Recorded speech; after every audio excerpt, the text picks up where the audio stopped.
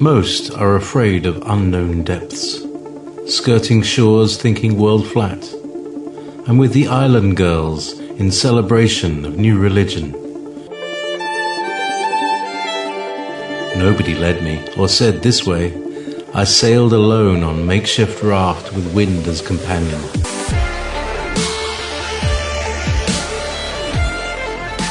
Fate for deliverance, confidence enough to assess new disposition.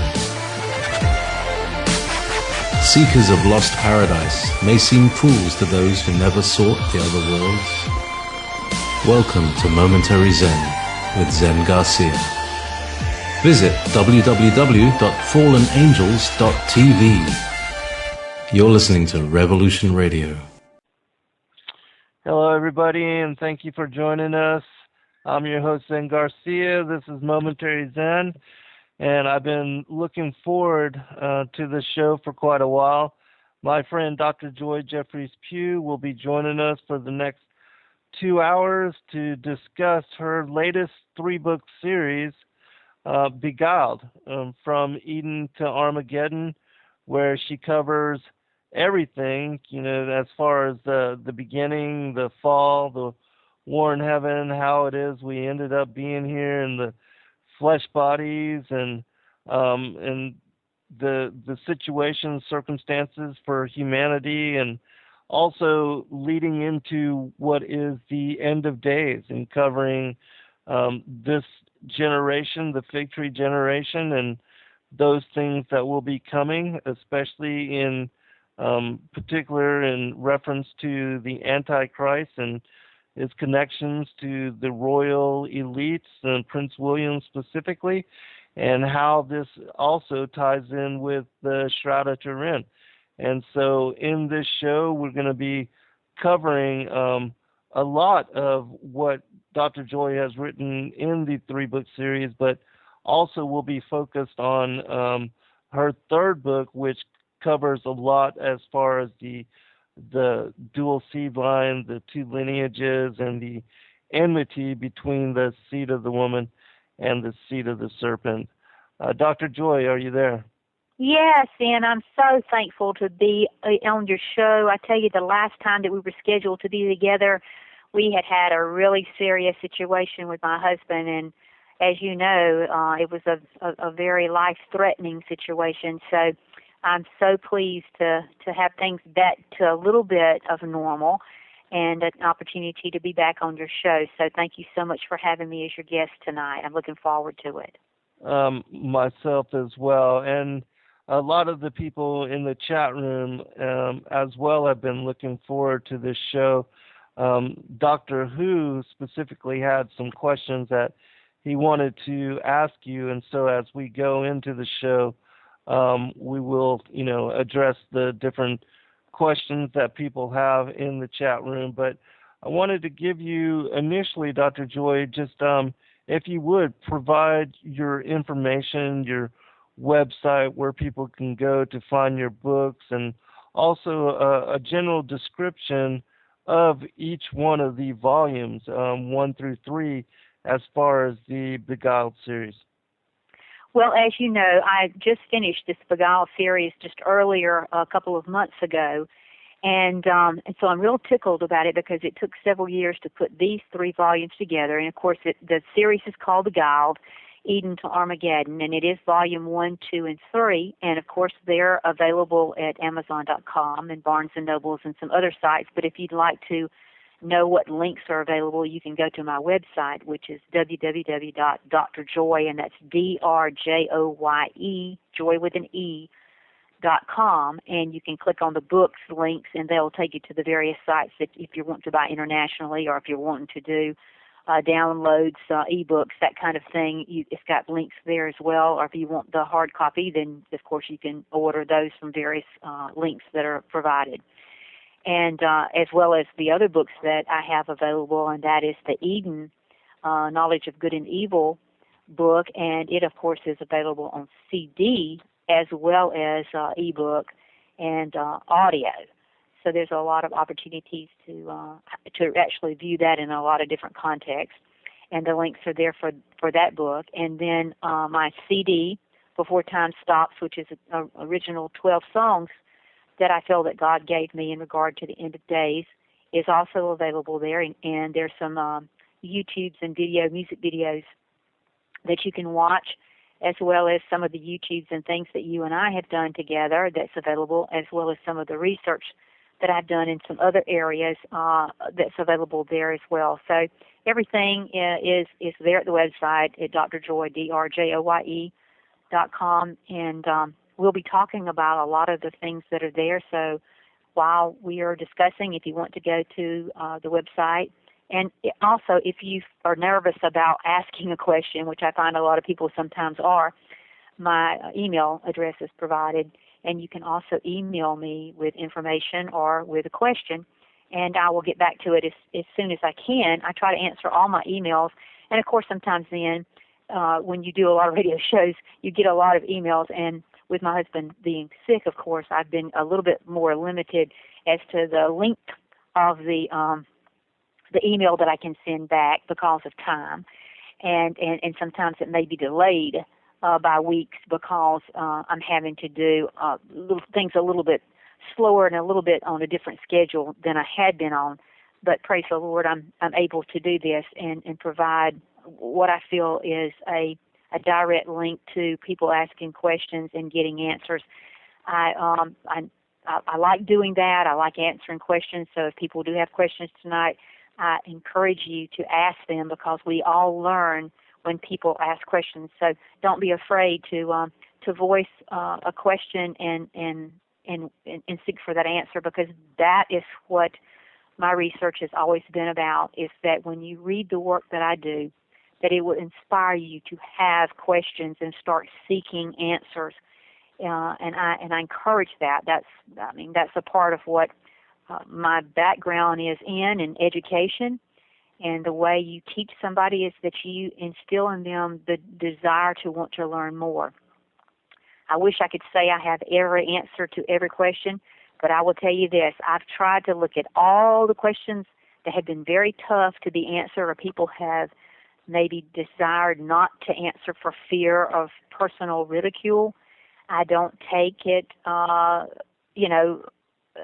as a negative thing for people to question sometimes some of the things that I have done, but at the same time, I've always hoped that they would look at the research and the research that I have done, because you can't take things out of context. It's just like in the Bible, if you take things out of context or scripture out of context, then you mess up the whole understanding. And so if you don't read the whole story, you don't get the whole understanding. And sometimes I've had people hear someone say, well, Dr. Joye said so-and-so, but they haven't read my research, and so you don't understand that this is based on research. It's not some theory or something that I'm just throwing out there.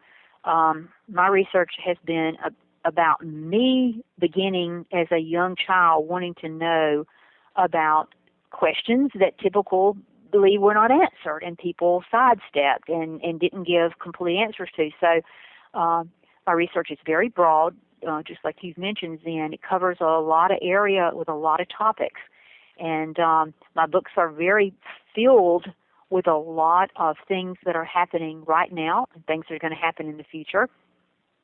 And recently I had a really good friend who wanted to know how in the world I knew some of the things that were coming to pass before they really happened. And I will just honestly say that has nothing to do, and I do not profess to be a prophet. I want to get into this reading the minds and reading the future.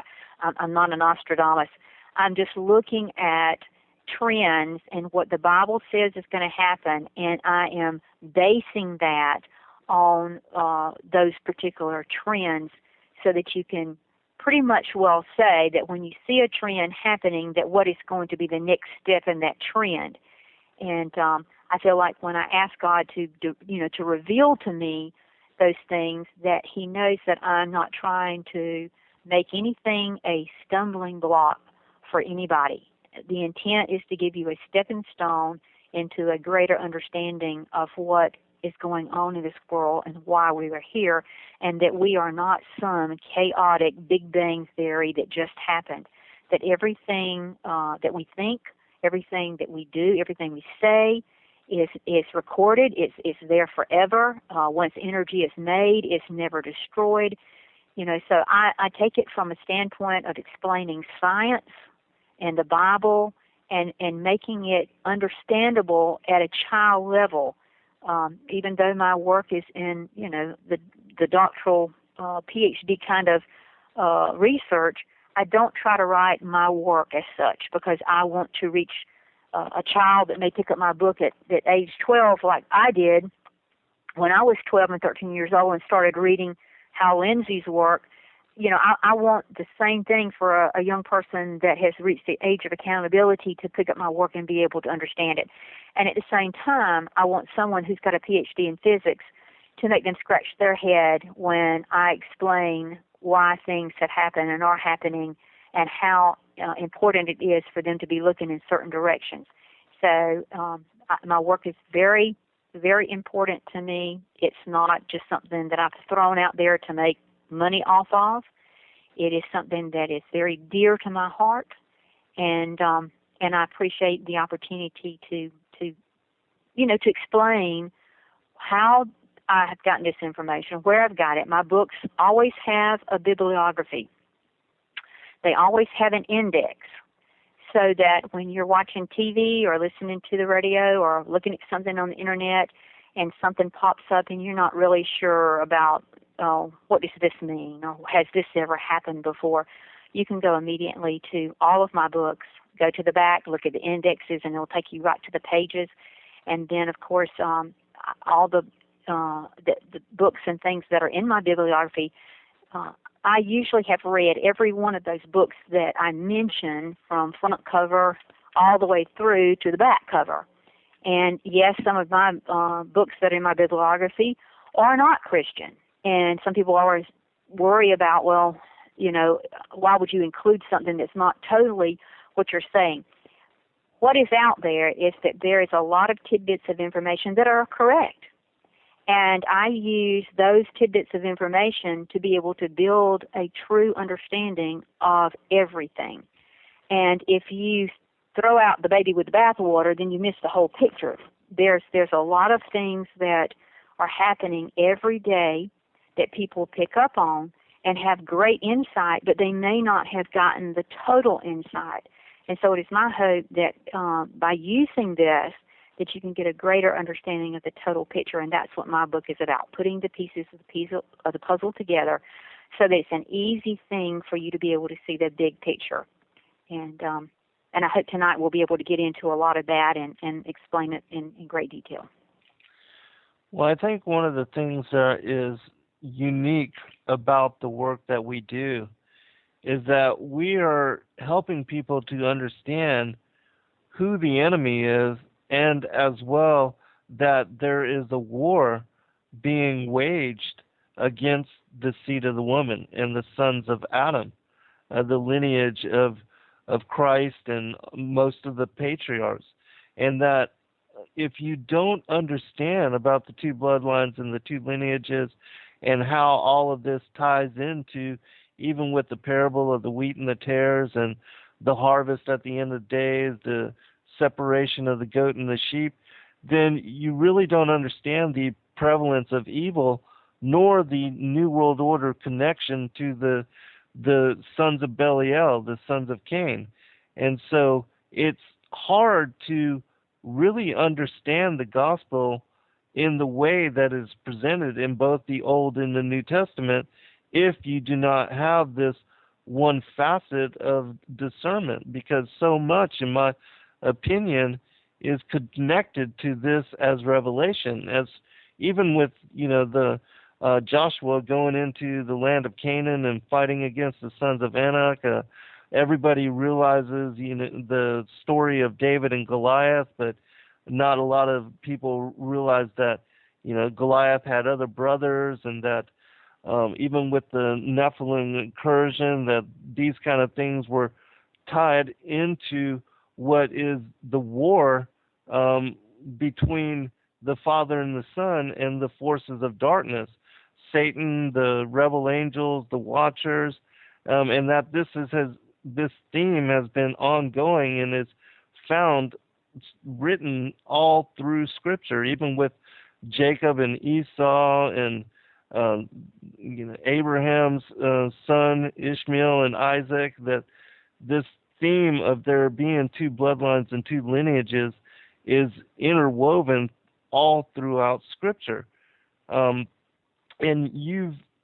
I've read your third book. I've read your first one and your third one as far as the Beguiled series, and I give you a lot of props in what you have done as far as the third Beguiled book, because I believe that you've simplified it and you've presented in a way that anybody that is new to this material would be able to understand it, and also to understand it in such a way that once they go back and read the gospel, that it will be easy for them to understand, and that all these things that I mentioned in prior would, jump off of the page for them, and that they would be able to have a deeper and more profound understanding of the Gospels, unlike they may have prior.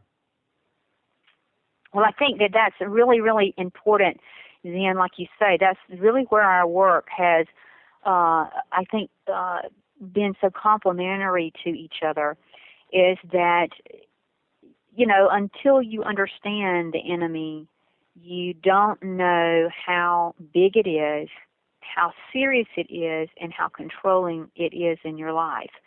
It's like if you you talk to people and they may laugh about the devil and they think about him being a little guy with a pitchfork and red suit on with horns. They're missing the whole aspect of what Genesis has told us all about this particular being. And I think until I really, in my own research, took the time to go back and really get an understanding of what the red dragon, the great serpent, was in Revelation, that it, and looking at the concordance and seeing how it tied itself all the way back to Genesis, until I took time to really do the research. And so much of what we have learned over the course of our lives has been through little biblical stories or little things we've seen maybe on TV or heard. And I'm no different than anybody else. I mean, we typically had heard the Adam and Eve story, being a snake and a tree and an apple. And most people, if you went out on the street today, and which, everybody laughs about, because I know the other night they were doing that on some of the late night kinds of shows and asking questions, and people didn't, they didn't know who Biden was, and they didn't know who other people were that were very important right now, newsworthy-wise.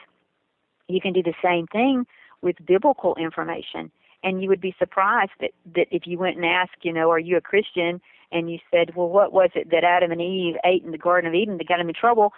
I would tell you that 80% of the people would say an apple. Right. But yet apple is never mentioned in Eden.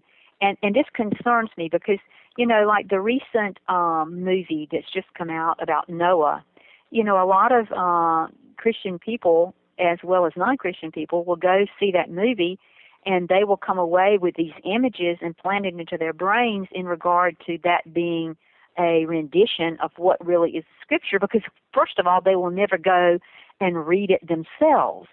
They won't take the old King James Version down and really read what is the story of the flood, what is the story of Noah, who were these people, who were these characters. They will literally take what Hollywood has given them, no different than we took the bedtime story of Adam and Eve and the apple, and made our foundations on understanding why we got kicked out of paradise in the very beginning. And unfortunately, that's where most people fall to the wayside and don't get the greater understanding that you can really garner from what the Bible is telling us, because in fact, the Bible tells you base your foundation on shifting sand, and that house is not going to stand. I can firmly say that now that I've really researched this in the Greek and the Hebrew, and that was one thing I tried to go back and, like you mentioned, the Beguiled series, Volume 3. I really wanted to establish the foundation so that people could see that there was a lineage that started in Eden, and that the Bible has told us every detail about it. And I've not used the Hollywood movies, and I haven't used the bedtime stories. I've used the book itself, the gospel itself, the testaments itself, and going back and look at what does it mean in Hebrew? How was this written out in the very beginning? What were the words that were really used? And I mean, I have gone down to the point of looking at what was the Hebrew letter, because the Hebrew letters are made using sound. And we know that in the beginning was the Word, that sound. So sound created many things that we see, because the Bible tells us that what we see is made from things that cannot be seen. And I think, and I've mentioned this many times on radio shows, that the development of the MRI and the magnetic pounding of magnets, how it produces a perfect image of a person's body in almost 3D, can explain just let's just say a tiny grain of sand of the capability of God. But yet it can give you scientifically a little bit of proof. And, we're all kind of doubting Thomases, and we'd like to be kind of like Timothy and stick our hands, on Christ and be able to say, oh, yes, this is the Christ, he was crucified. But for those people who need that little bit of science to give them a little bit of understanding, I think the MRI can do that through sound. So it's so important that once you understand that this is why the Bible at the very end of Revelation tells you not to change not one letter, because the letters in the sequence that they are producing a certain amount of information. And I know when I did my book, Eden, the Knowledge of Good and Evil, the equidistant letter sequencing was amazing to me, that after the fact you could find people's names and their dates and their births their birth dates as well as their date of death, and then other things that had happened. Well, you can't really use it as a fortune-telling piece of information or book, because we're told not to do that. But yet it is living proof that everything that's occurring is already written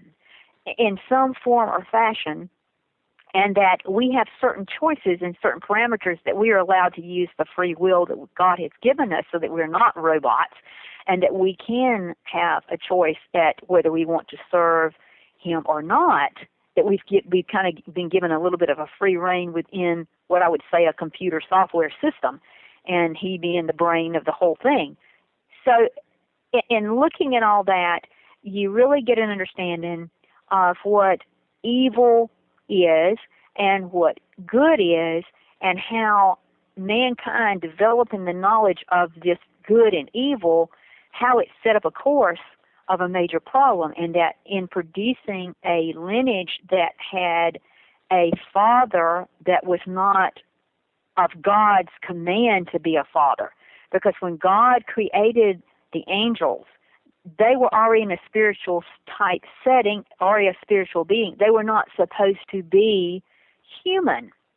They were not supposed to interact sexually with humans. It's not to say they couldn't do it, but the Bible specifically in the very beginning tells you that when God created anything, they were to have and mate and produce seed after their kind. So anything that's not God brought together or God made produces an inappropriate harmonic response. It has a different sound. And you think, well, does everybody have sound? We all are humming. We, each one of us, because we are unique, have a hum to us. We are electric. We are electromagnetic, and we have a fingerprint that literally can be zoomed in on from a satellite, because we literally are sending out our own hum. The entire universe, and I compare this in my book, in the volume 2, that everything is singing, and that God himself is the conductor. And so, I play music, and so if I am playing my guitar and let's say my bottom string is out of tune, I immediately pick up on it, because I'm like, that doesn't sound like my song. Something's out of whack here. So that is how God knows when something's been done different and been done behind his back. It's like when he came upon Adam and Eve, he didn't not know that they had done something wrong. He already knew Right. they had done something wrong. He knew the harmonic vibration of something being done wrong. So the intent of asking them, why are you doing this? Did you eat? He wanted to see the response, because the response that we make to our Creator is how he is going to judge us. If you think you can tell him a story, your body, and you again scientifically can prove that your body responds to certain things with just a polygraph test. You can use that to determine whether somebody's telling the truth or not, because electromagnetically you're giving off a frequency that somebody that knows how to read those will pick up and say, oh, you're lying, you're lying, you're lying. So imagine God being a polygraph test, and you're sitting there going, oh, yeah, I'm a great person, God, thank you for this. And, he knows. The problem also is that Satan was created as a being who also had harmonic capability.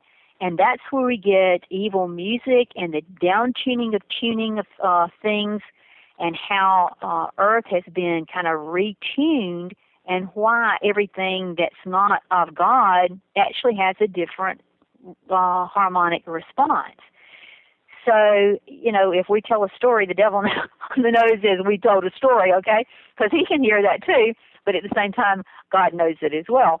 So the game that's being played, even though you think you can hide things, you literally can't, because even your thoughts can be read. And I think some of the science that's available now is proving that, when people go into stores and they've got their cell phones on them, that they can literally pick up your brain waves, and they can tell what you're thinking. And so we're getting to the point that even your mind is not your own. It's being marketed to in ways of subliminal communications and wavelengths and things of that nature, to the point that even some of the latest research that I've been doing in regard to scientists having the capability now to use light and lasers to control animal brains. In other words, they can inflict, I think one of the most upsetting things that I've recently got my hands on back in March was that a laser beam was being used to actually alter a fly's behavior, and it would make it have sex with anything. Yeah. In other words, they would hit it with it, and it would activate these proteins, and it was actually trying to have sex with a ball of wax. And so, knowing what happened in the garden and the sexual thing that was involved with that with Eve, now we're seeing this taken to a different level, a highly technological type level. And I've always been trying to say, and I really go into detail about that in Volume 2 of Beguiled, how light, sound, and all this music, and how sound and light can literally be used against you. Hold that thought. We'll be right back.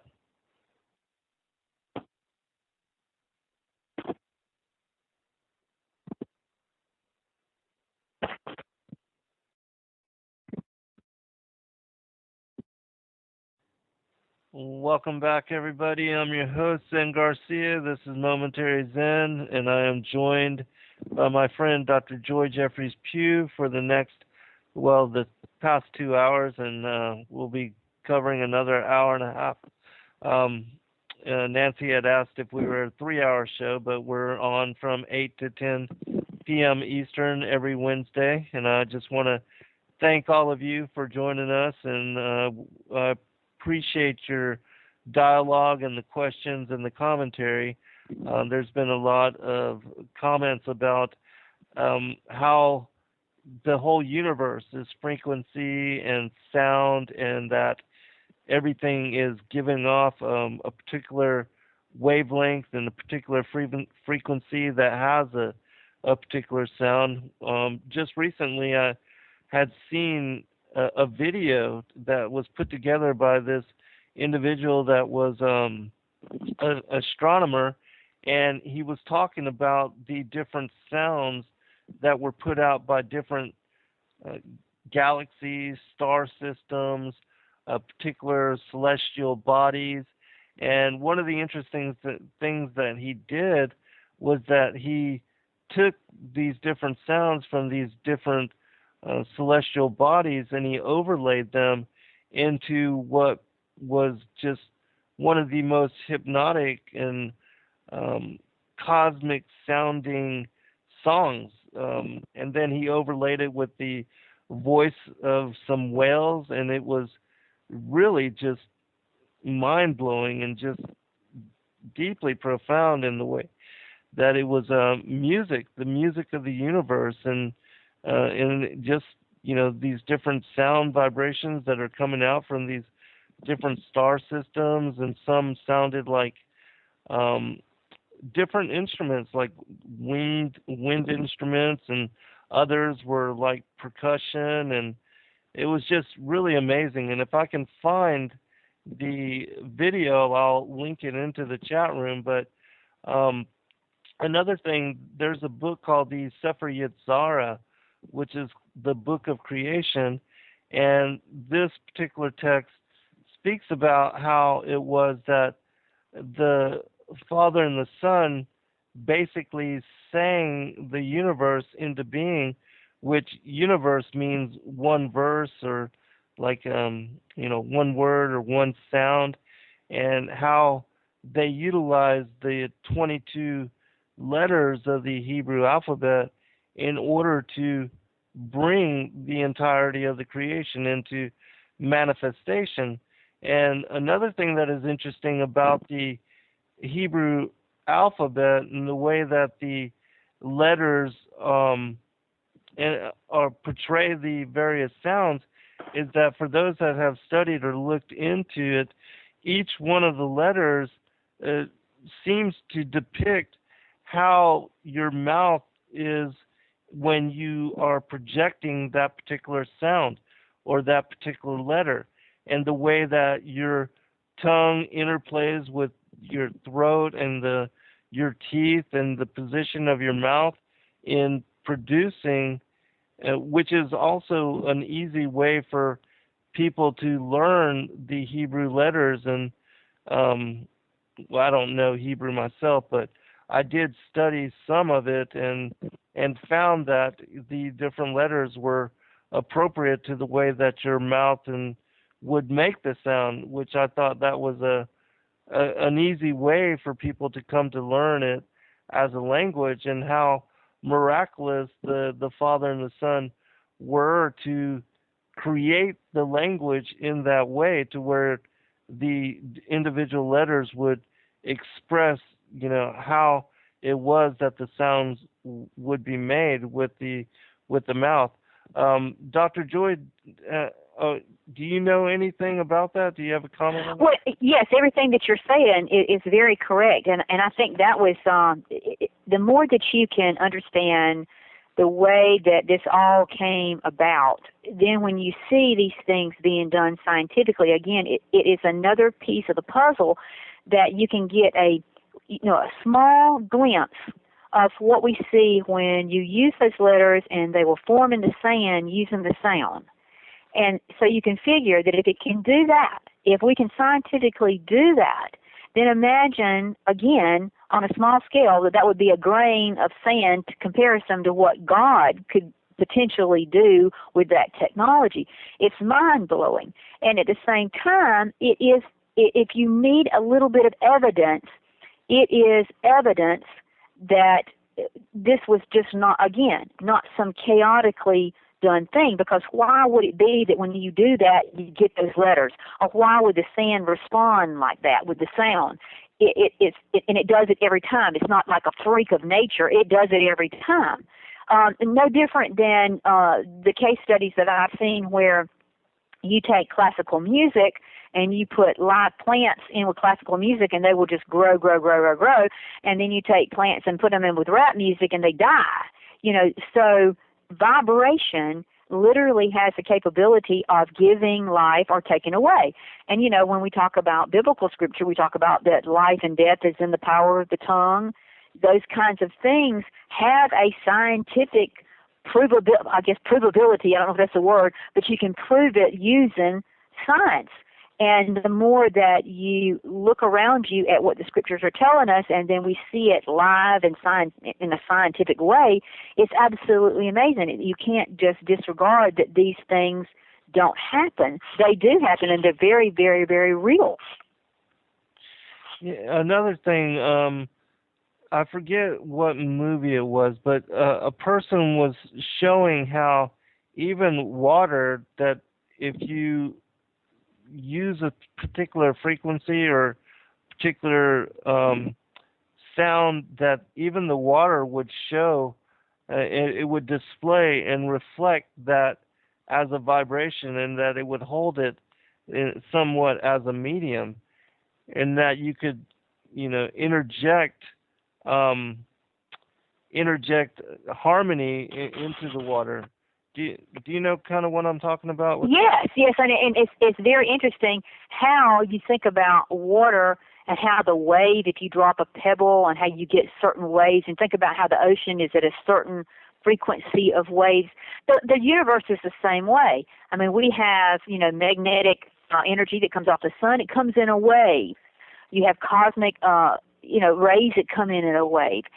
You have all that is out in the universe that's all connected. It's either spinning or spiraling, but it's got a certain timing. In other words, it's in a certain wave or a certain dance, I guess you could say, as well. It's all like it's singing. It's all like it's humming. It's all making its own noise and its own sound. So it's not something that could be chaotically done. You could not literally do that. And I think about how we look at, let's say, King David, and he used a harp. And, in the Bible it says when he would play his harp, he could heal King Saul. So sound also has a way to, like I mentioned earlier, with plants, a certain sound can make them thrive, where a certain sound can literally kill them. And I think that what Satan has done is to take, music and tweak it so that it hurts us. And people say, oh, well, it doesn't hurt you to listen to this. Well, scientifically, I can prove it does hurt you to listen to it. And the more you engage in it, the more it is damaging you. And it's doing it through these harmonic waves. I mentioned, again, in Volume 2 of my book about the binaural beats, which are a beat that you hear if you put a beat in one ear and you put a different beat in the other ear. Inside your head, you will form what is called a phantom beat. And that phantom beat can literally send your body into different kinds of ecstasy, or you can have, you can pass out, you can do all kinds of these little things just using sound. In other words, you don't have to take a drug. You can just mimic the impression that the drug would give to the brain using sound.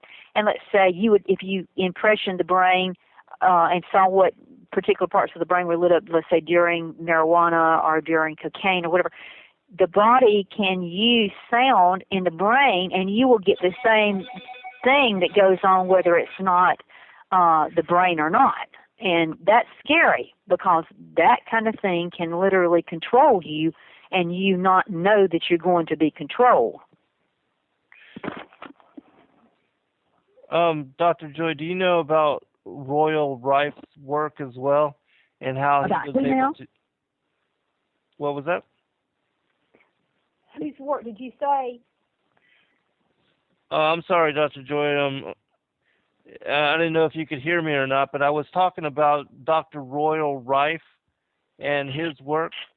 And how he was able to utilize certain frequencies to disrupt even bacteria, viruses, and even cancer. And he was able to, back in the 1930s, to isolate and to find out which frequencies were to be utilized to disrupt certain diseases. And he was able to cure a lot of things, even cancer. And his work and his information was suppressed, and that he was also, his reputation destroyed. He was basically labeled a lunatic, and and so his information and his work never got out into the mainstream. But there are people now that have revisited some of the things that he was able to do, and have found that there's absolute verification as to his being able to, to heal and to cure certain diseases and certain things of that nature. Yes, I have read some of his work, and like you say, it was very much suppressed. And people, they tried to make him out to be, like a charlatan, and that Right. he didn't know what he was talking about, which is no different than what they did to Tesla. Right. I mean, one of my chapters in my Eden, the Knowledge of Good and Evil book is about Tesla and Tesla technology. So what happens is when these people get information that could literally, let's say, liberate humanity. Let's just say that we can heal ourselves just by listening to music. Can you imagine how many doctors and all the pharmacies and stuff of that nature would be totally, taken out of the picture? I mean, it would cause people to really have a problem. I'm picking up something different on my stuff here. I don't know what's going on. Are you hearing something coming? Yeah, I heard a little bit of that. I'm not sure what it is, but I don't have anything else opened. I'm having to use a thing with mail, and I'm wondering if I'm having a backup. Oh, if you'll hold on just a minute because of his feeding time. Hold on just a minute for me. Okay, sure, no problem at all. And for those that are in the chat room, if you have any questions, just highlight it with Studio B, and if you have any questions for Dr. Joye, just let us know. We'll be glad to address whatever it is, any kind of commentary or any kind of question that you'd like to ask Dr. Joye on any of her books. Also, I know Doctor Who was very much interested in asking Dr. Joye about the connections as far as the Shroud of Turin, Prince William, and that of the Antichrist. So when she returns, we'll move into covering some of that and see where that will lead, as far as, because it also covers what we were talking about with the third book of Beguilement and the enmity between the seed of the woman and the seed of the serpent. It's a continuation of really what happened in Eden, but moving closer towards the Armageddon timeline and the end of days. So, Dr. Joye, you let us know when you're back. Okay, I'm back on a walking phone. So if I pick up something, I'll have to just kind of move away from it until I can get through with what I've got to do here with the feeding pump. Yeah, no problem at all. But if you need to take a break at any time, you just let me know. Okay. Well, right now I've got just a few minutes, and then I'm gonna have to hold off a minute and then get back away from all this. Sure. But what you were mentioning earlier about the about the Shroud of Turin and all that, I would really like to go into detail, in detail about that.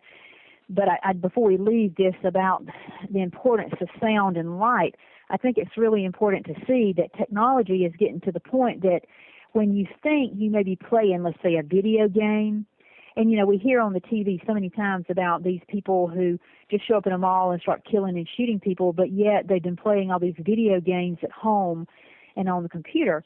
And I know in my Volume 2 series, I tried to show that what you would call a Manchurian candidate can literally be set up by, imaging on the brain certain sounds and certain light and certain symbols that come up in your mind that can be triggered by things. And I do believe that the reason we're seeing a lot of these, what we call just, random shootings, and not having somebody mad at a particular person. Like a long time ago, people, if they got mad at one person, they went and killed that person, but they didn't go out and kill 10 people that they had no connection to or didn't know. Well, in these video games, you're disconnected. And so you're shooting at people in these video games that you don't know, that you're disconnected from. So if you're wanting to hypnotize the brain or bring the brain in control, you can use those fun kinds of things that you let your guard down. You think you're having a good time, you're playing, and it's no big deal. And I think one of the first things that I noticed was the Guitar Hero kind of thing where, everybody was running out and it was fun for the family and you had like a little play guitar. But the problem was on the screen while you were watching it, you were seeing a fret running at a certain level in front of you in which your eyes were doing a certain movement. And then you were at the same time being doused with certain beats.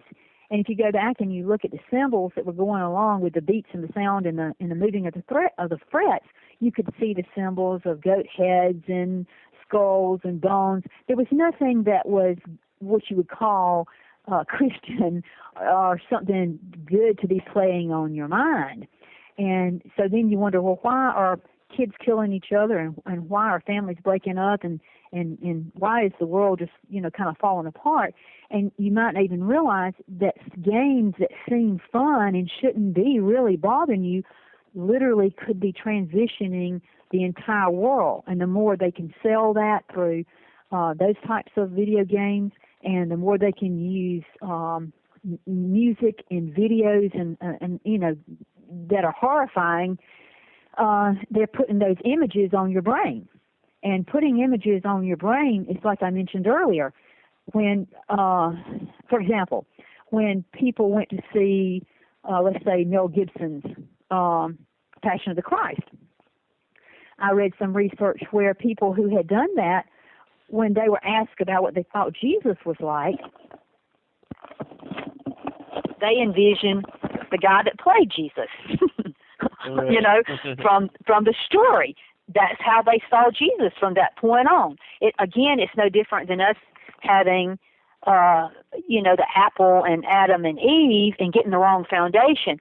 If Satan can plant something that totally stops a problem or stops truth and put something in there that's a counterfeit, then he has literally done something to us, and we might not even realize it. And I think that people, like you mentioned about Wright, and then what I mentioned about Tesla, those particular people were on to something, and they were literally brought down and destroyed. Because really, if we could, like I say, heal ourselves through music, like David did King Saul, we know it's true because the Bible tells us he could do that. And then if we could have Tesla technology in which we would have no cost to run our houses, no cost for gasoline, we could have a car that ran nothing but off of Tesla energy, our houses. Imagine how much better without pollution, without, all this other stuff. But then it would mean people without jobs. It would mean, it destroys what Satan has put in place, and that is to keep people so working and so busy that you don't have time to really look at what's happening around you. And if we had all these things that could make us better and free and whatever, they don't want that. Satan does not want that. He's not here to help us. So it is a very serious situation, and it's only going to get worse. And like I mentioned earlier, this revelation that they're now using lasers to make flies have sex with a ball of wax is just really a concern, because once you can control the brain, and like I say in my volume 2, I talk about the pineal gland and how that is the final frontier, and once they get the capability of using that against us, we no longer have free will. Dr. Joye, there's a question from the chat room as far as Prince William. Does he have 3-strand DNA, or do you have comment on that, the 3-strand DNA? Do the people of Cain, the line of Cain, do they have something different as far as their DNA? Well, you have to understand that when we talk about the lineage of tares that have been among us, and the Bible tells us that they've been with us from the get-go, that there was something different about them, because when Satan again was created, he was not created in the image of God. Only humanity was created in the image of God, and then of course we were given the breath of life and the soul and spirit that made us have to follow a certain guideline of marriage and holy matrimony, in which he placed upon Adam and Eve before the serpent showed up. And then of course we know that they didn't live up to that expectation, and then that's how the lineage of Cain was able to come into existence, or the tares.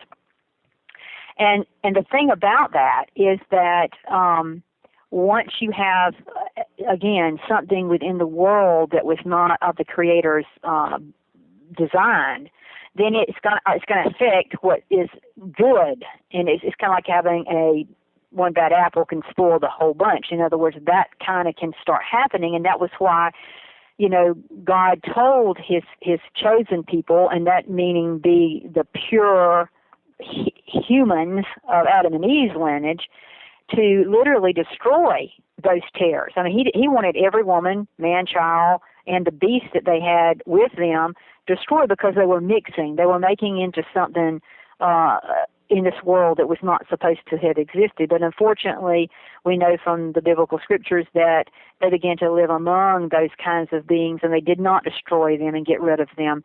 And then the infiltration happened. Now, that particular lineage of royal, what I call royal serpents, is a purebred lineage that does not include. So hold on for just a minute. We got another break. Okay. We'll pick it up on the other side. We'll be right back off.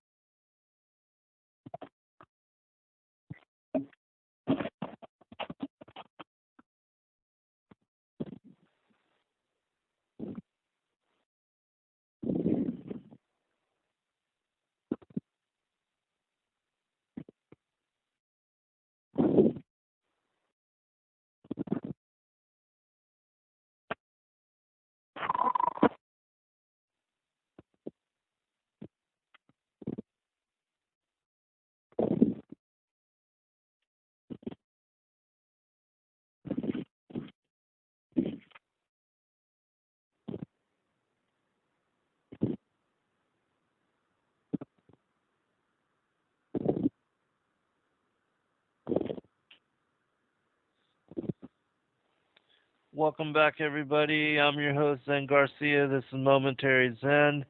I do want to remind the listening audience that Revolution Radio is the largest listener-supported, commercial-free radio broadcast and network available on the planet and on the web. And that if you do appreciate Nighthawk presenting to all of the hosts a chance for to have this platform for truth, and also to bring to you the esoteric knowledge that we do cover in the various individualized ways that we do, to please support the network monetarily if you can, do know that we do appreciate that, taking the time to join us and to listen to the various shows and to watch the videos on YouTube and to support the network in all the ways that you do, that there are different specials available, the 25,000 seeds, the non-GMO seeds, also the bullet drive, T-shirts, coffee mugs, at whatever level that you feel comfortable and that you are able to support the network. There are bills that need to be paid, and Nighthawk will definitely appreciate any kind of help that you can provide, and it is what gives us the ability and the capacity and the possibility for all of us to do what we do. And so we appreciate his efforts, and we appreciate, all that he's done to bring this network into being. It hasn't even been that very long, but to have come this far is really a great accomplishment, and we are trying to make it to the next level and to go satellite 24/7 and to reach millions of people across the planet, and to be able to provide all of these different topics of discussions. And so thank you for all that you do and making all that we do possible. But Dr. Joye, I'd like to get you to, if you would, in this segment to please cover the Prince William, the Shroud of Turin, the Antichrist connections, and also, if you would, can you comment on the RH negative factor, and if it has any connections to the royals and the elites? Well, we were talking before the breaks in where someone had asked a question in regard to the DNA of Prince William, and I was bringing you through the process of understanding what the tears were and how different they were, and how God's people were really told to not engage in anything with them, and especially not to have sex with them, because it would produce a hybrid kind of being that really was not what God intended as well. But at the same time, we know that that's kind of how the word Jew came about, was because the original Hebraic Israelites did not get rid of their pagan people around them like God had encouraged them to do, and they did marry, and when they produced children, then of course they were no longer pure Hebraic lineages anymore. They were part Babylonian or part Assyrian, those kinds of things, and not true Israelites and Hebrews. And so that's where you get the term Jew from, because there had to be another word for another being that was not truly one or the other. It became a mixed being. The lineage that I show that came out of Cain's lineage and got through the flood, through the DNA and it being reconstituted from recessive genes into dominant traits, shows up especially in all your royal lineages that especially were noted from Nimrod and the Egyptians, the King Tut, that kind of thing, where the beings were a little bit unusual and very strange in their forms and shapes that we can see that have been left for us to visualize in the form of either hieroglyphics or either stone statues or whatever that was left, let's say, of Nimrod and that group, as well as what was left as far as hieroglyphics in Egypt. From looking at those particular beings, they literally had serpentine traits, and those serpentine traits were noted to have come from the gods. All the Ubaid cultures and stuff that we can go back into the Sumerian culture, which said that these sages came from heaven to earth, and that we know were in fact fallen angels, that they're encompassing and getting into the human factor probably had a lot to do with what we have been told was Greek and Roman mythology. But the fact remains is more than likely the giants, as we know, existed with David killing Goliath, and like you mentioned, him having other brothers and that kind of thing, that there was in fact giants that did roam the earth, both prior to the flood and then after. The remnants of those giants were still quite large from, the accounts of what the Bible tells us in regard to the size of Goliath and that kind of thing, the Anunnaki. So when you see that there's a royal, what I call the royal serpent lineage, which was the domineering line, or the thoroughbred line, that line has continued all the way up until today. And I trace that so that people could, like you mentioned earlier, very simple. I don't try to, to hide anything. I try to show the simple lineage and how it came from the flood right on up to today, and that purebred lineage still is in existence with the royal families that encompass the earth. And what you will find is that all the royal families are all directly genetically connected. In other words, the king of so-and-so and the king of this and the queen of that all can be traced back to having a common ancestral lineage. So it's kind of like all in the family are the thoroughbreds running the world. And they're the ones who own all the land. They're the ones who own all the gold. And they're the ones that really control what's being done behind the scenes. People say, well, no, they'll say they're the servants to the people. And you can look back and see that was exactly what the curse was given to Canaan by Ham, was that he would be a servant. The problem is when they talk about being servants, they're always waiting to the peasants.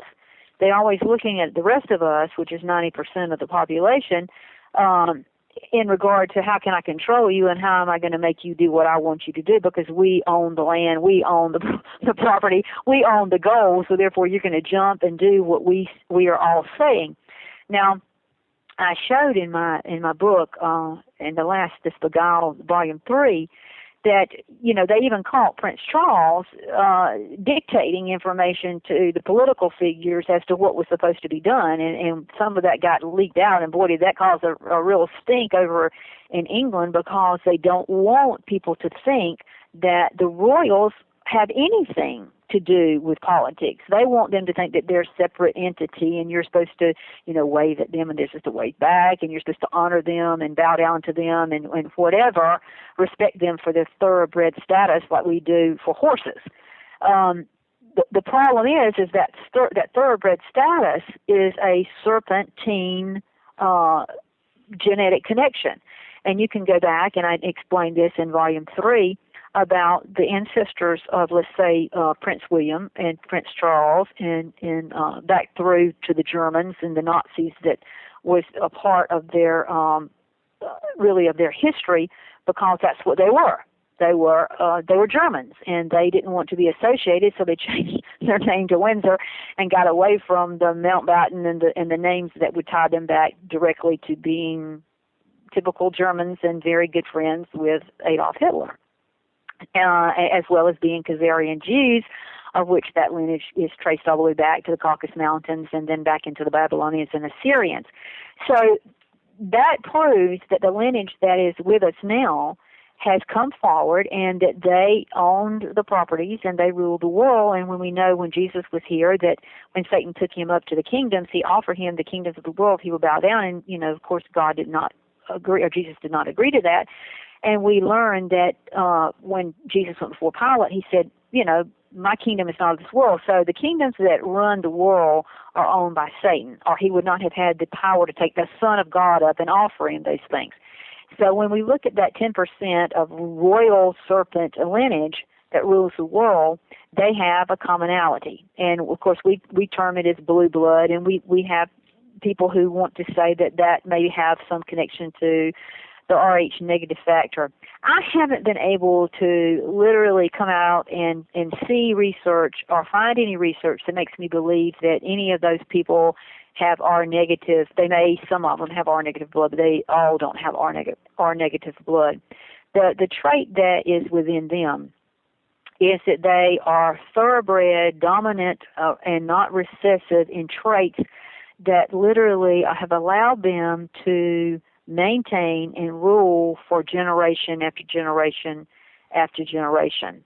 And some of the lost books, or either some of the books that were in the Nagahama library, that talk about being able to take flesh and keep it alive and be able to continue to make flesh. We know that the Rosicrucians were very involved with that, where flesh could live in a petri dish, which we know that I explain in one of my books, in Eden, that that the original tumor that was taken out of a person is still alive today in a petri dish, because keeping flesh alive is only involved with issues in proteins, and we're now seeing from stem cells that we can literally feed certain things, certain proteins, and we can grow whatever we want to grow. Those were the things that alchemy was involved with, and that is a part of the science that Satan brought through history through these royal lineages, and how they maintain their dominant genes over the recessive traits that they didn't want to lose, and how they maintain their status in royal thoroughbredness. That being said, they wanted to show lineages, and of course Queen Victoria always had in her castle a lineage chart showing that she was a direct descendant of King David. The problem is that she showed that, and even through Queen Elizabeth, who still has that chart, that connection is, of course, through King Solomon. We know that King Solomon's lineage is who began to mess with the flesh, what they call strange flesh in the Bible, of the women from Tyre. And, of course, when we talk about strange flesh, we're talking about that flesh that has been made ungodly. In other words, it's a mixture between two things that were not after their kind. And when Solomon started participating in that, then, of course, we know that the Ark of the Covenant was gone, and that I've always said, God left the temple, and, of course, Solomon's kingdom fell. That being said, my research also shows that Mary, her lineage, which was the mother of Jesus, comes through David's son Nathan, and not through King Solomon's wrong flesh, or mixture of wrong flesh. So she is actually a purebred, and was a purebred Israelite, for which Christ had to be born of that purebred. And of course, the Bible does show us in Luke that Joseph, who was God's or Jesus's stepfather, does stem from the same lineage that Queen Victoria and now Queen Elizabeth, give rights to the fact that they have this connection of royalty to King David, and therefore really royalty rights to own and sit on his throne in Jerusalem there. The interesting factor is the fact that when Prince Charles married Diana and not Camilla, the love of his life, was because they had to have the joining lineages to be able to prove from the Stuart line as well as from the lineage of which Charles stemmed from, that there would be no opposition. When time came to establish who could literally rule and reign over Jerusalem under the context of king of the world, or Messiah, or whatever, and being able to do that, if you didn't have those lineages like that, then you could not meet the specifications of what the Bible tells us will be that the person to reign and rule, the only person that had the true right to reign and rule would be Jesus Christ himself, because he, in fact, was a prophet, a priest, and a type of a king from King David's lineage. Well, to be able to do that, the royals have tried to bring about a lineage that will give them that same, capability or right to say they have the right to rule. And that is one of the reasons why the British Empire, which is in the same lands as what the original Roman Empire was, which people don't really realize, and how their control over those lands till to this day still gives them the right to certain parts of Israel.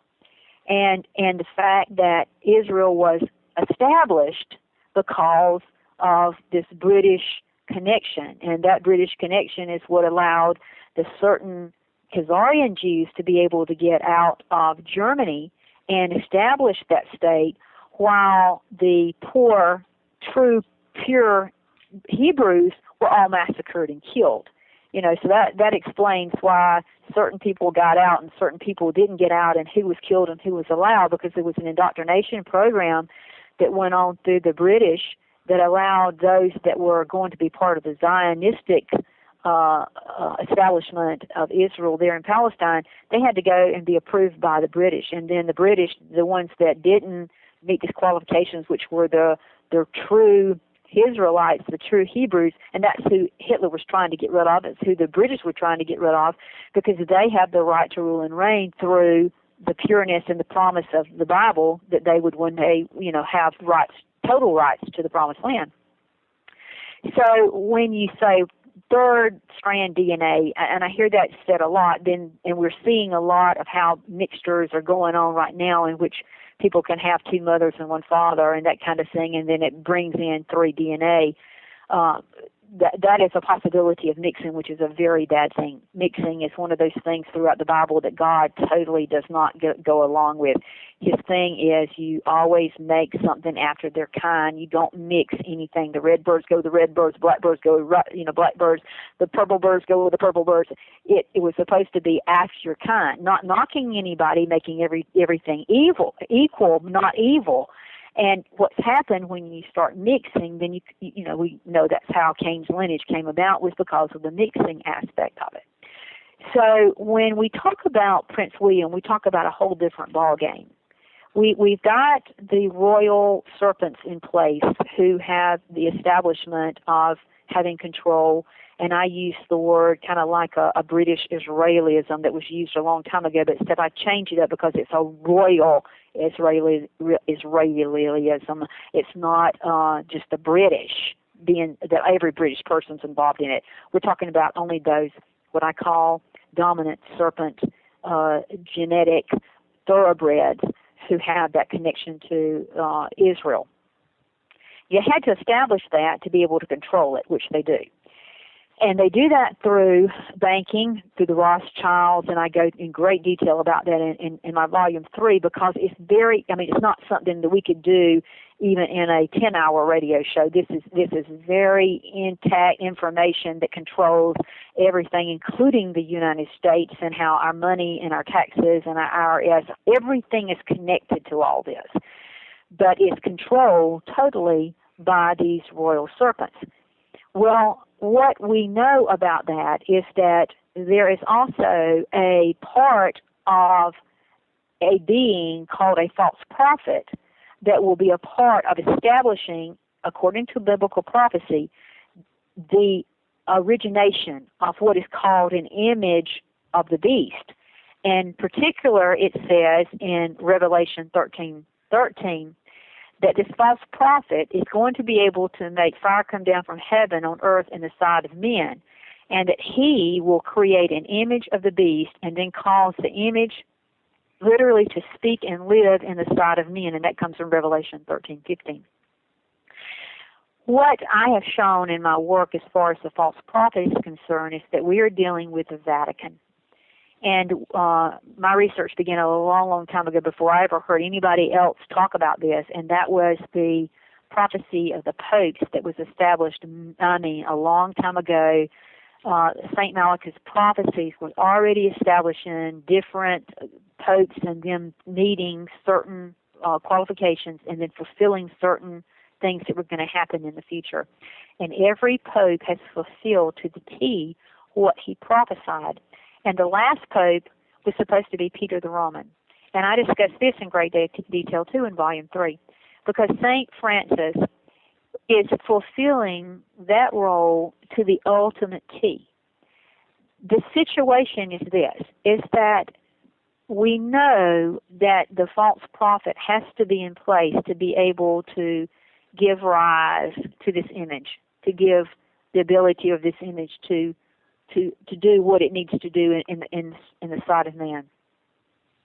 When I did my book, Eden, The Knowledge of Good and Evil, I showed that in many cases, John Paul, that was so beloved and which has now been canonized by St. Francis, he said that during his reign, he was going to make sure the fission process was completed.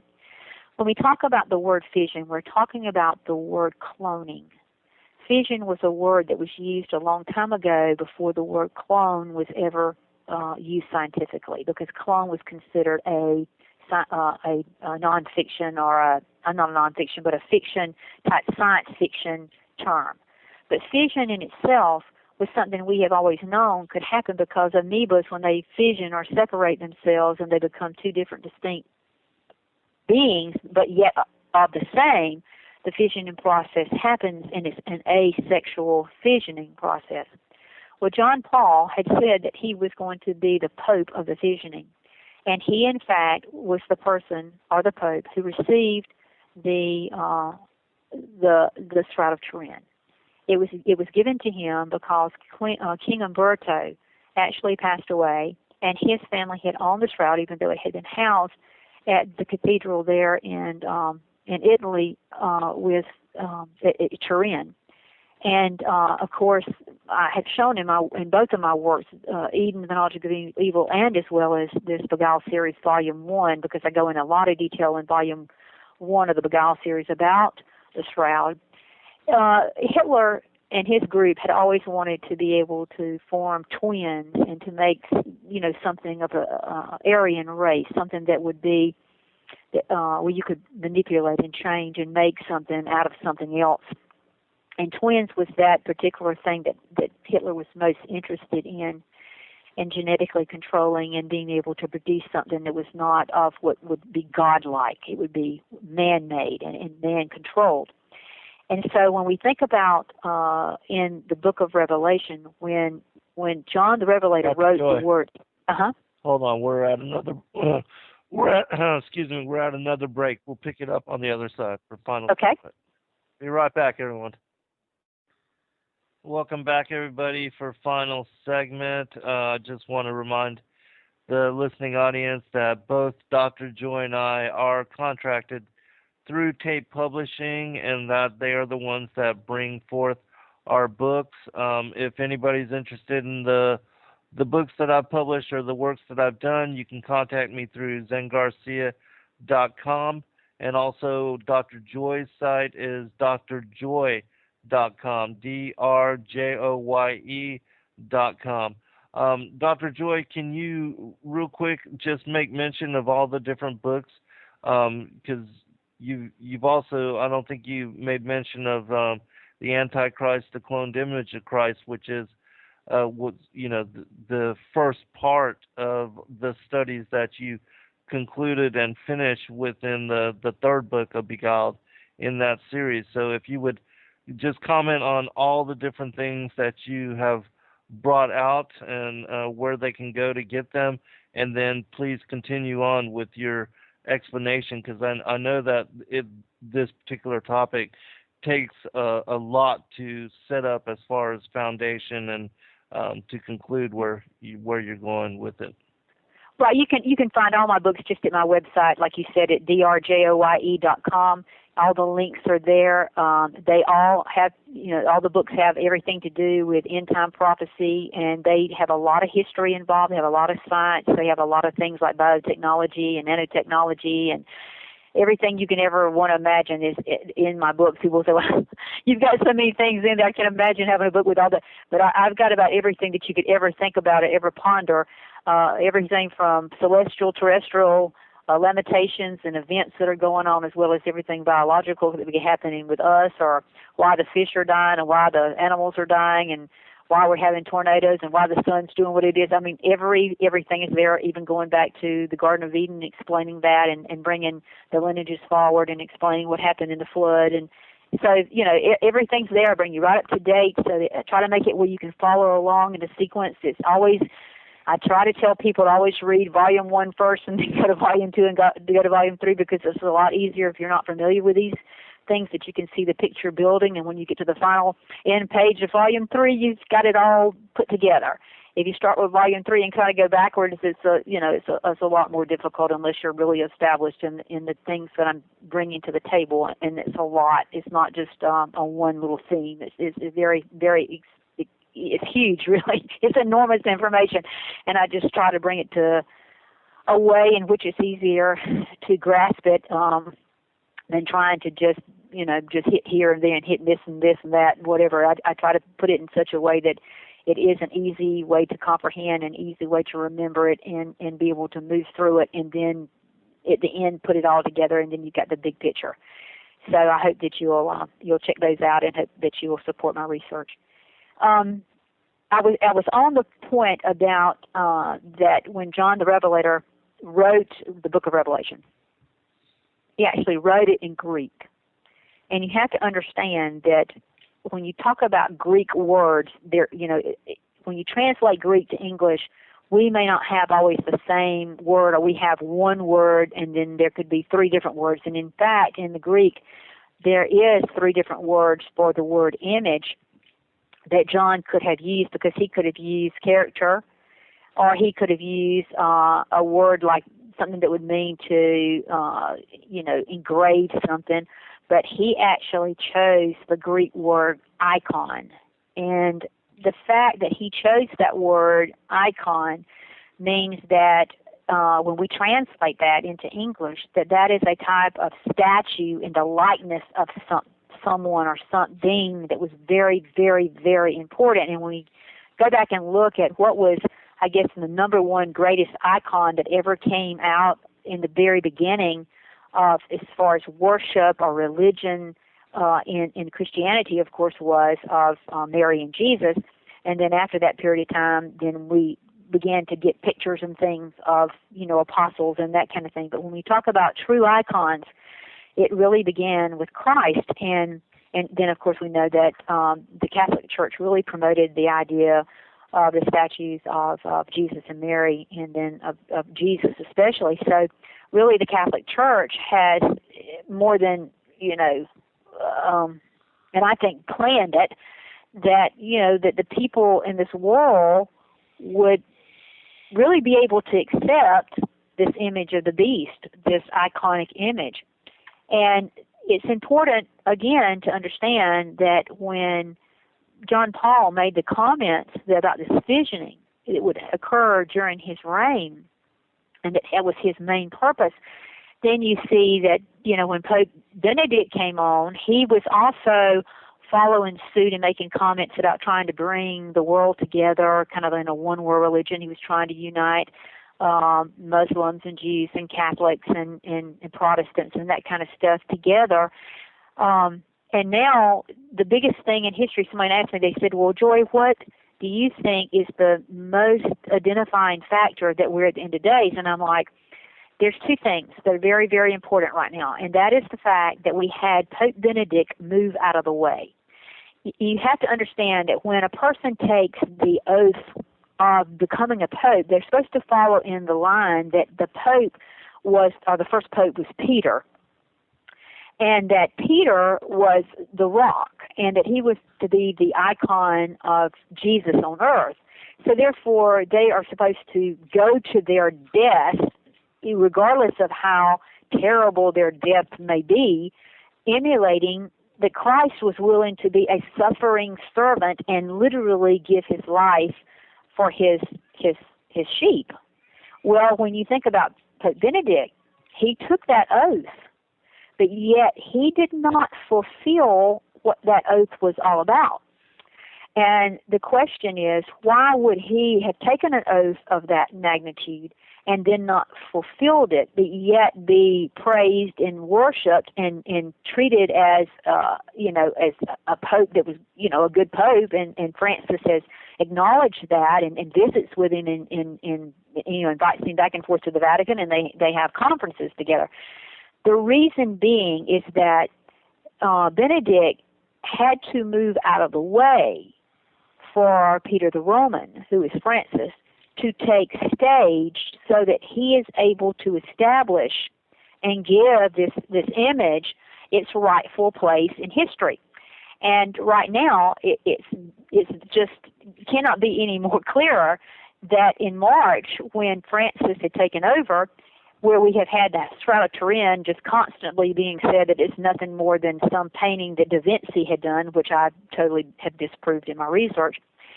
But he literally came out last Easter and specifically said that the new research on the shroud dates it to the time period of Christ. So he's acknowledging that it is from the time period of Christ, which we've known it has been all, or I've known it has been all the time. So the thing that is even more important is now that Francis is in power, these things had to be in place. The establishment that the shroud is in fact from the time period of Christ, and now we have a peace process that we know is major as far as Revelation is concerned as to having to occur before the end of days. And we've seen that John Kerry has tried to work desperately behind the scenes in every which way, trying to bring the Palestinians and the Israelis to the table of a peace treaty. Now we see who else but Francis come in the last couple of days, bring with him an entourage that included Jewish rabbi and a Muslim, and literally try to meet and bring together under the context of peace by using what his words were, the commonality, and bringing love and peace by using Jesus. And he's made these comments. The biggest thing is that he went to King David's tomb, which we know above that is where they believe that the Last Supper took place. And there's all kinds of rumors of people talking behind the scenes that information has gotten and leaked out, that even Netanyahu had actually mentioned about giving the Vatican the rights to these holy sites. And, of course, my research has been saying that for a number of years now, that the false prophet has to have the controllability of the religious sites in Jerusalem, so that he has the ability to put in place this image of the beast. Okay, so who could be walking around in the image of the beast? Who could be the icon that John the Revelator was telling us was going to come to pass? And who was it that Jesus, in his last and final sermons on the Mount, said to be prepared for, to be watching out for? In Thessalonians, that there would come more of a man that would stand in the temple of God, actually saying that he was God, and that Jesus warned us that there would be Jesus here and Jesus there, and that we need to be aware of this false Jesus. So the only way you can literally say that this being could stand in the temple of God, when we talk about Scripture, and Scripture always explains itself, the temple of God was the flesh of God. When Jesus was going to die, he told the Pharisees, I'm going to raise this temple up in 3 days. And they laughed at him because they said, oh my gracious, the temple took, years and years to build it. And you're going to tell us that you're going to raise that temple up in 3 days? Well, the Bible tells you he wasn't talking about the structural stones of the temple. He was talking about his flesh. And so when Jesus resurrected, and we have proof of that because of the Shroud of Turin, he went through it, and I explained how that happened and how that burst occurred and how that probably has something to do with the resurrection and how light is involved in that and how in pure light time stands still. I'm going to go through all this scientifically. The thing is when the Spirit is inflicted into our body, even in Adam, God breathed the breath of life into his nostrils. When the breath of life leaves the flesh and returns back to the Creator who gave it, it doesn't come back and go through reincarnation. At the same time, we literally now, when we clone something, we use a cell. And every cell of every living thing is a holographic image of the original. So if we take a cell off of any of our bodies, we take an egg, we clean out a woman's egg, we clean out all the DNA in that egg, we take our cell and we inject it in there, and then we electrify it, it'll start duplicating itself. It'll start fissioning and duplicating. When you put it back inside of a woman, or if you grow it in an incubator, whatever, when it's grown, it will be a living, breathing flesh of you. But it will not have a spirit, because only God can give that spirit. You and I can't with our experiments and whatever.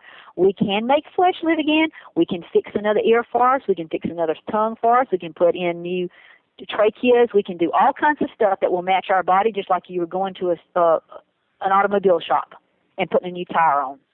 We can manufacture the body over and over and over, but we cannot manufacture that energy that's made when a sperm and an egg cell produce a spirit. You can't do it. There's no way you can do it. I just wanted to remind you that we have 10 minutes remaining in the show, so just wanted you to be able to get your point out, and also at the end, if you would just give out your information one more time. But we've got 10 minutes, just so you know. Okay. Well, what I'm trying to get at is that the flesh of the antichrist will be, when you talk about antichrist, it's the opposite of Christ, but it's in his image. And when you look at the Shroud of Turin, and we have taken on my website and shown you how Prince William's bodily look matches that to the T. Even when he stands in normal pictures, he will hold his hands in the same framework as that is seen on the Shroud of Turin. I mean, exactly the same. You can look at anybody else, and they'll put their hands in their pockets, and they'll put one pocket, like Charles will put one up in his coat top pocket and one hanging down. They don't stand the way he stands. And every time he stands, he is standing just like he is that Shroud of Turin. So the third DNA would have nothing, strand DNA would have nothing to do with this. He would be a clone without a spirit, which is the only way Satan can enter and control that being. Not that he could not function, because we know the male and females that were created in the first part of Genesis in the image of humanity and in the image of God did not have the breath of life. They did not have that spirit, and they functioned, just like an animal functions. It was no different than that. So they are able to function without a problem. The issue with a clone, they can function, but they don't have that breath of life within them. If they did, then Satan could not possess something that literally could turn against it. So, in other words, if we become possessed by Satan, then if an exorcist comes along and we want to be delivered, we could be delivered from that. In the instance of a clone, then it's a hollow shell in which a demonic spirit can ride around in. When we look at what it says in the book of Revelation, it says at the end of days that when the false prophet, the dragon, and the beast, that what comes out of them is a spirit that looks like a frog. So that means that something's living inside of those particular beings. Even though they look human, act human, are doing human things, they're going to have a difference than what you and I are. And with a clone, that's the only way you can get without having any spirit inside of it. You don't want anything mixed. You don't want it to be half, Hebrew and half whatever. You want it to be just totally without that spirit. You can take the flesh, and if you, let's just say somebody was able to get blood work, we know from the research of Ron Wyatt, according to the Ark of the Covenant that he supposedly found under the grotto, is that the blood of Jesus had the chromosomes of Mary, but only had one, which was the Father, and that blood was still alive. That was amazing when I first watched that, and the explanation that Ron Wyatt gave of all that. I just burst into tears, because for me, that's right. A man that was dying and that was going to die a terrible death of cancer would have never, ever stood before humanity knowing he was fixing to meet his maker and then telling people a story about that. And people have tried to put him down, and I'm like, no, when you get on your deathbed, you're fixing, you're gonna see what really, really happened. And I'm like you, Zen. I cried when I first saw that man talk about that, and I had been following his research long before he ever came out with any of this, and had found him to be pretty spot on to truth as far as what he was, finding archaeological wise. Right. So, the fact that we would have, let's say, the flesh of Jesus, the temple of Jesus, walking among us, he would be different than anything else that's ever walked among us. He would not be, as far as we say, a serpent lineage. He is not connected like that. He is being, in other words, he has been made to live and breathe on the side of men, to be used by Satan's, people, to allow these evil things to live within flesh and bring about an image that will be worshipped as prophet, priest, and king.